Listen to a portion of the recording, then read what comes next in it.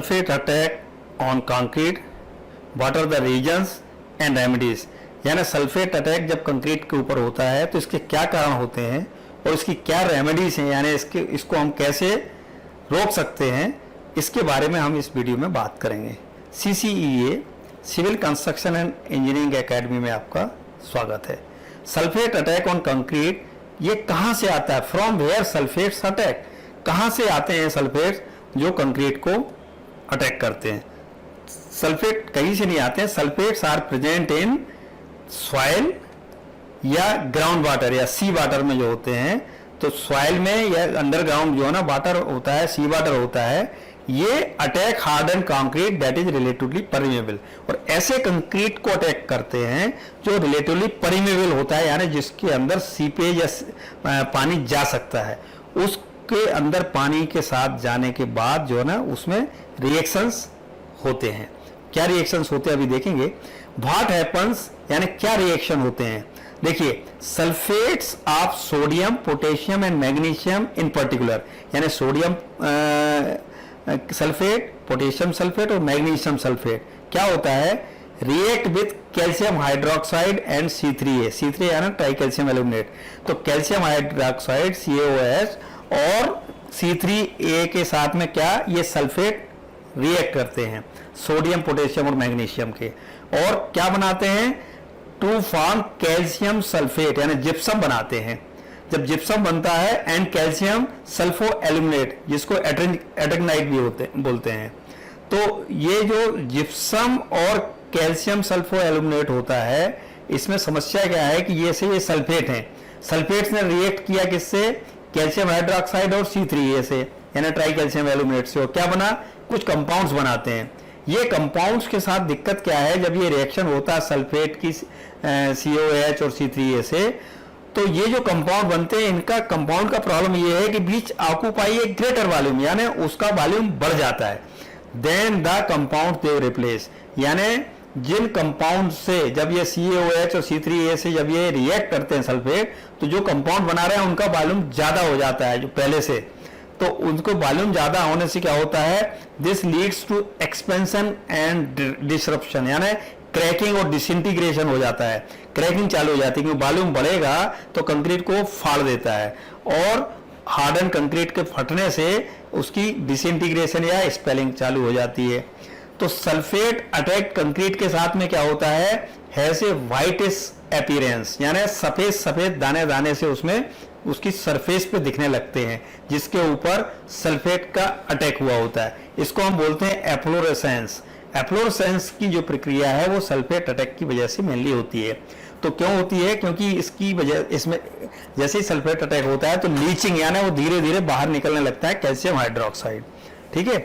तो इसके बाद में, और ये जो सल्फेट अटैक की वजह से क्रैकिंग एंड स्पेलिंग, हमने बताया कि cracking spelling of the concrete चालू हो जाता है, कंक्रीट के पपड़े से बन के टूट के गिरना, तो क्योंकि वो क्रैक होता है और नीचे आ जाता है।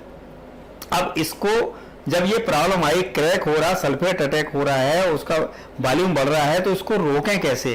रोकने का तरीका इसका एक ही है कि यूज ऑफ स्पेशल सीमेंट्स। कौन कौन से स्पेशल सीमेंट सजेस्ट किए हैं कोर्ट ने? सबसे पहले है PSC, Portland slag cement. Portland slag cement में क्या होता है, विथ स्लैग मोर देन 50%, यानी जो आयरन ओर का जो स्लैग होता है, आयरन बनाते वक्त जो हमें बाद में जला हुआ कोयला मिलता है उसका, वो स्लैग बोलते हैं, वो 50% या उससे ज़्यादा होता है, तो ही पोर्टलैंड सीमेंट में मिलाने के बाद तो वो सल्फेट रेजिस्टेंट सीमेंट होता है। दूसरा है sulphate resistance Portland cement, SRPC। Sulphate resistant Portland cement बना ही इसी के लिए है, सल्फेट अटैक के लिए। तीसरा है हाई एल्यूमिना सीमेंट, इससे भी आपका सल्फेट अटैक कम होता है या इंप्रूव होता है। और है सुपर सल्फेटेड सीमेंट, SC, ये भी हम यूज कर सकते हैं यदि कहीं सल्फेट अटैक ज्यादा है। And by reducing the permeability of concrete, concrete की परमेबिलिटी यानी उसका जितना ही कंपैक्ट होगा, इम्परमेबल होगा कंक्रीट, उतना ही सल्फेट अटैक से बचा रहेगा। तो ये मेन है, इम्परमेबल होना चाहिए। अब क्या रिकमेंडेशंस हैं regarding the choice of type of cement? ये रिकमेंडेशन है कि minimum cement content and maximum water cement ratio, यानी कौन सा सीमेंट हम यूज करें, कितना minimum water cement minimum cement content होना चाहिए और मैक्सिमम वाटर सीमेंट रेशो क्या होना चाहिए। ये 3 चीजें हमें मेनली डिसाइड करनी पड़ती हैं सल्फेट अटैक के टाइम पे। तो for exposure to different concentrations of sulphates, यानी सल्फेट्स का कंसंट्रेशन कम भी हो सकता है या सल्फेट बहुत ज्यादा मात्रा में भी सॉइल में या वाटर में हो सकता है। वो काय में हम एक्सप्रेस करते हैं ऐसे परसेंटेज ऑफ SO3 कि कितना SO3 कितने मिलीग्राम पर लीटर या कितना है in soil and ground water, और ये सब दिए हुए हैं आपकी table 4 of the IS code 456। यदि आप टेबल 4 को देखोगे तो उसमें एक सेपरेट टेबल दी हुई है जिसके अंदर SO3 कितना है, तो हमें कितना कौन सा सीमेंट यूज करना है, कितना सीमेंट यूज करना है, क्या मैक्सिमम वाटर सीमेंट रेशो हो सकती है वगैरह वगैरह, ये सब दिए गए हैं। यहाँ हम उसको इसलिए डिस्कस नहीं कर रहे हैं कि वीडियो बहुत ज्यादा लंबा हो जाएगा। इसके बाद में हम बात करते हैं कि रिकमेंडेशंस ऑफ कोड क्या है सुपर सल्फेटेड सीमेंट के लिए, कि पोर्टलैंड स्लैग सीमेंट, यानी हमने सबसे पहले डिस्कस भी किया है कि विद 50% और more and in cases of extreme sulphate concentration recommended the use of super sulphated cement and sulphate resistant cement. तो the specified minimum cement content कितना है इस रेंज में 280 से 400 kg का आपको टेबल 4 में दिया गया है कोड के। And the maximum free water cement ratio दी गई है 0.55 से 0.4 तक, क्योंकि वाटर सीमेंट रेशियो हमेशा घटते हुए क्रम में दिखाते हैं, तभी जाके कंक्रीट की क्वालिटी बढ़ती जाती है। Respective for increasing concentration of sulphate, sulphate का कंसंट्रेशन कम है तो 0.55 और सबसे ज्यादा है तो 0.4 या उससे कम होना चाहिए।